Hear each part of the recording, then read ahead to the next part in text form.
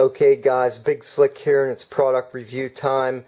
Today we have the Sony ICF-P26 portable transistor pocket radio.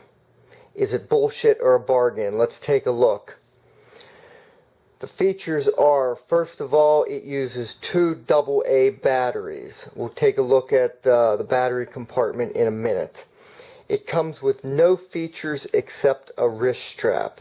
So there are no earphones or no earbuds that are included. The weight with batteries installed is 5.9 ounces, which is approximately 167 grams. The size, it is 118 millimeters of height, which is 4.7 inches.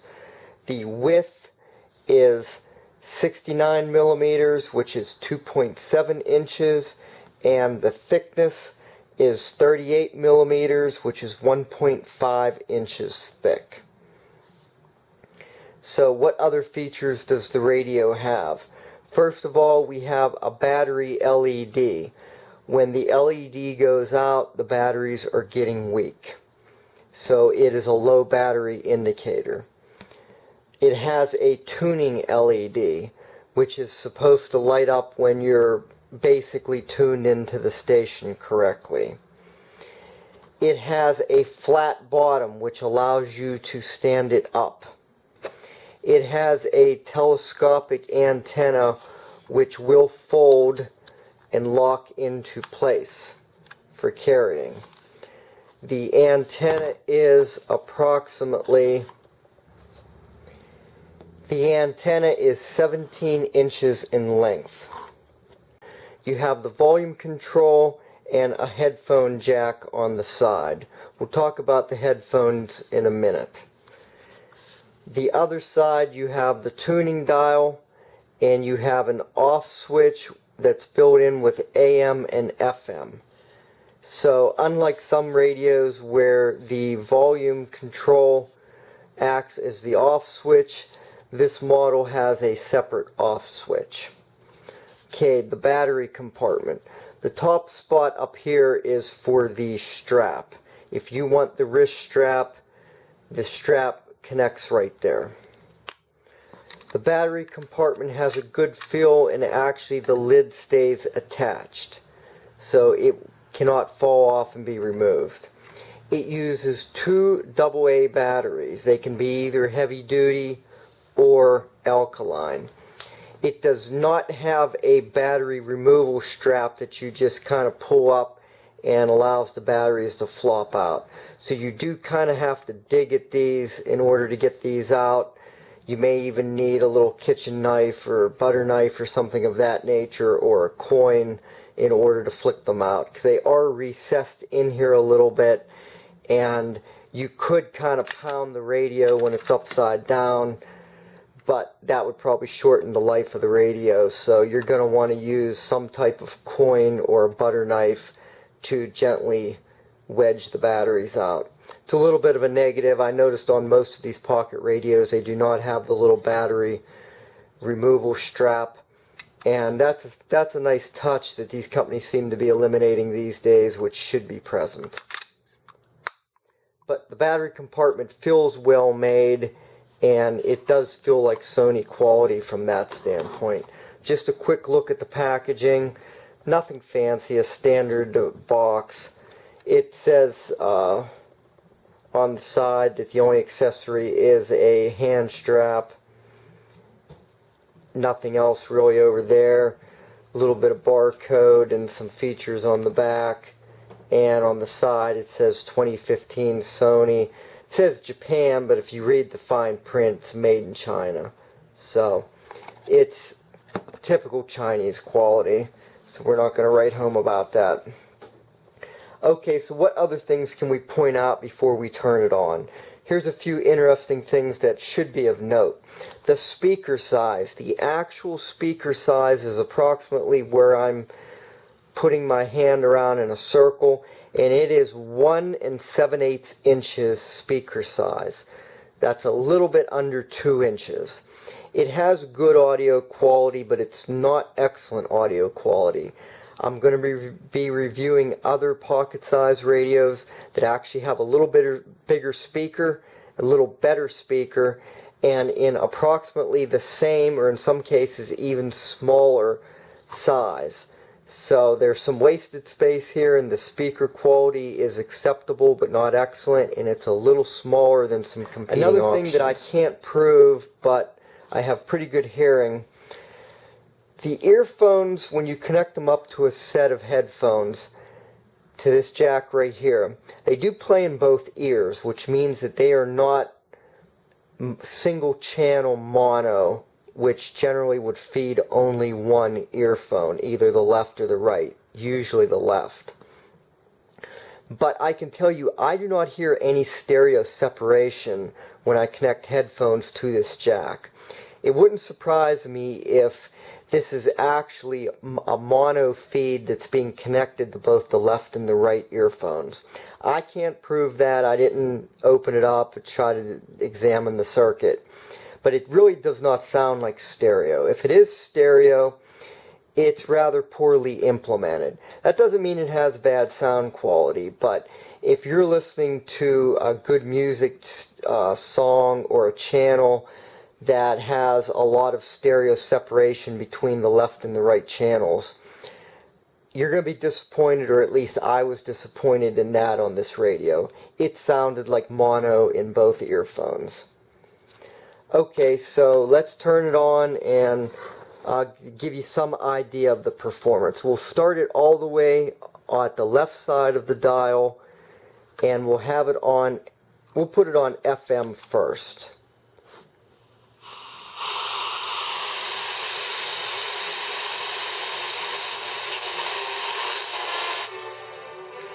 Okay, there's the first station we have that's coming in. It's a classical radio station.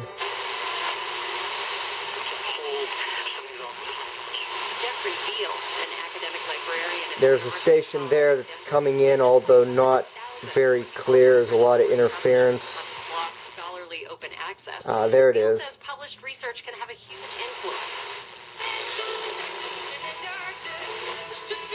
There's the third station we can get.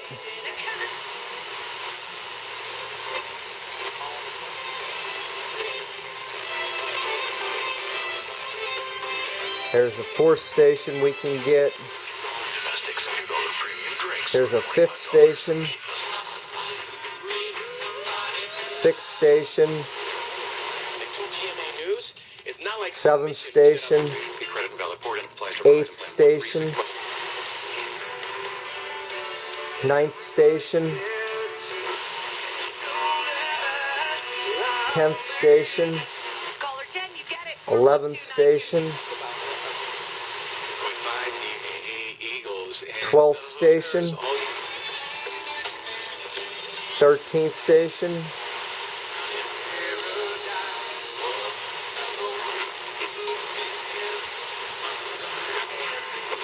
'Well, there's a station that's hard to come in. We'll call it a 14th station. It's listenable. There's a 15th station. 16th. 17th. 18th. 19th. There you go. You get 19 stations. Okay, we'll flick to AM and go backwards.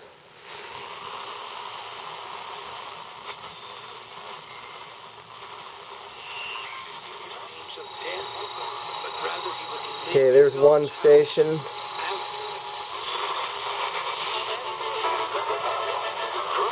Two.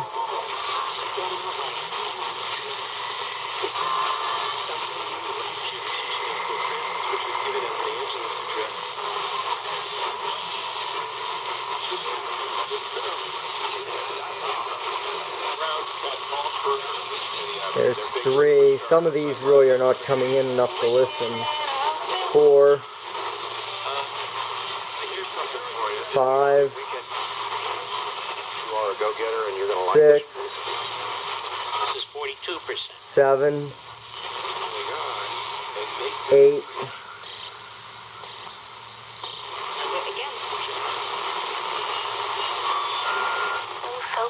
9, 10, 11,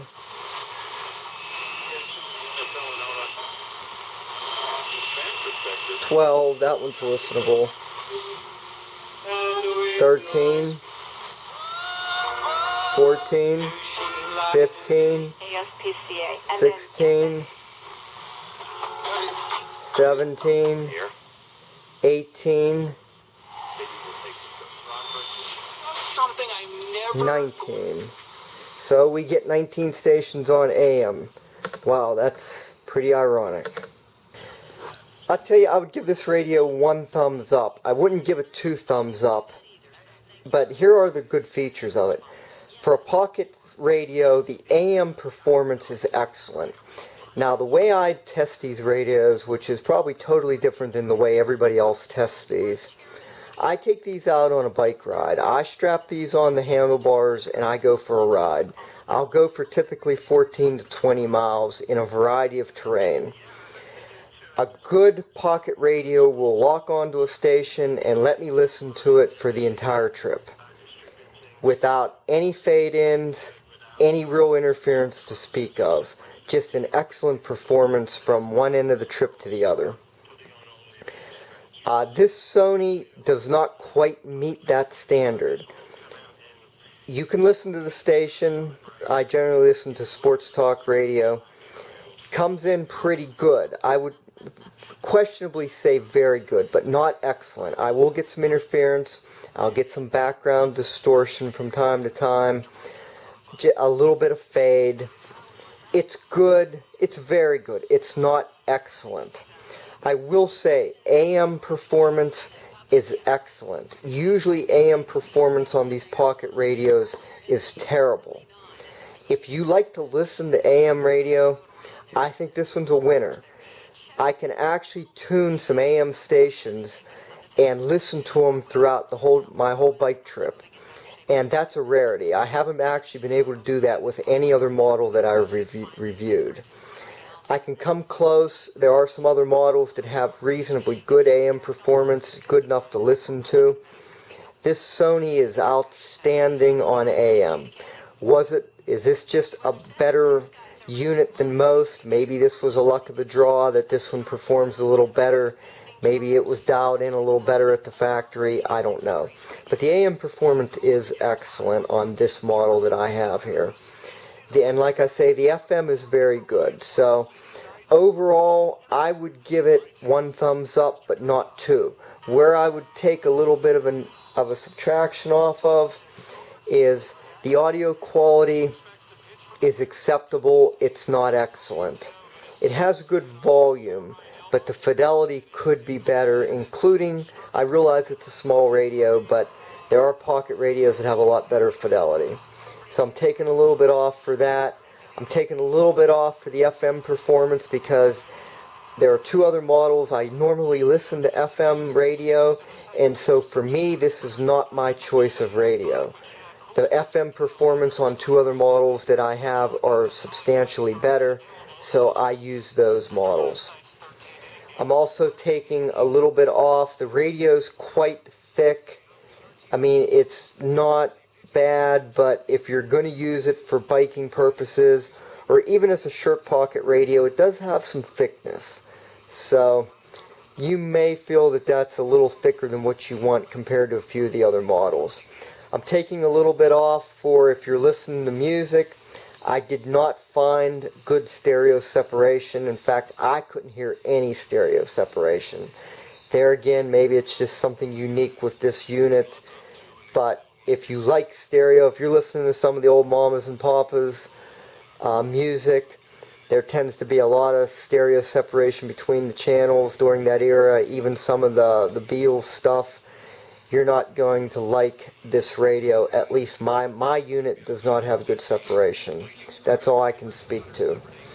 I do like, I'm giving it, part of the rating that I liked on it was that the separate on-off switch does work better in my opinion than having it in the dial, because you can retain the same volume position all the time, which, you know, it's just a convenience. But also I find that this lasts longer, that the old rotary volume switches tend to go bad quicker. So I think this design of the separate on-off and volume control, that is a better design. The antenna feels good quality. The 17 inches long is adequate for a pocket-sized radio, so I'll give that a plus. The battery strap removal, the lack of having one, I take a little bit off for that, because if you don't have a coin around, or you don't have a pocket knife or something of that nature, you may have a little bit of problem getting the batteries out, and I don't think you want to go constantly trying to bang the batteries out. You're bound to shorten the lifespan of the radio that way. And really, for what would be a penny part, that is quite an oversight in my opinion. So overall, I give it 1 thumbs up, 2 thumbs up if you're looking for AM radio, 1 thumbs up for FM. The battery life does seem to be good. I have cheap batteries in here now and I haven't had to replace them, and normally I do, so I'm going to say that this Sony has good battery life.